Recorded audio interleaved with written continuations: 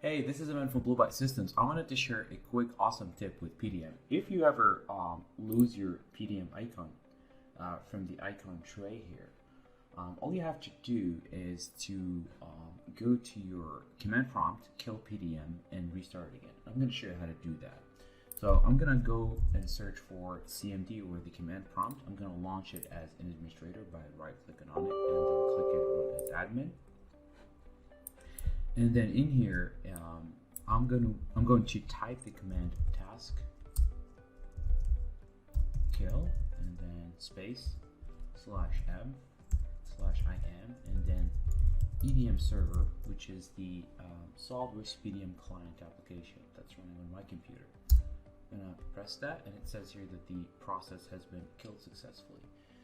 Now, all I have to do is to browse to my PDM vault or my local view. So I'll do that here by going up 1 level, 2 level up to my C drive, and then I think I have to go down to SOLIDWORKS PDM, I think.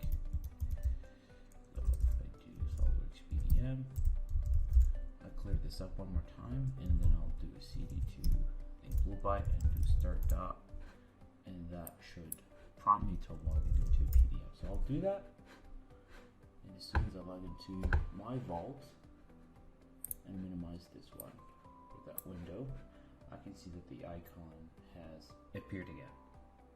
Thank you for watching, and I hope this was a useful PDM tech tip.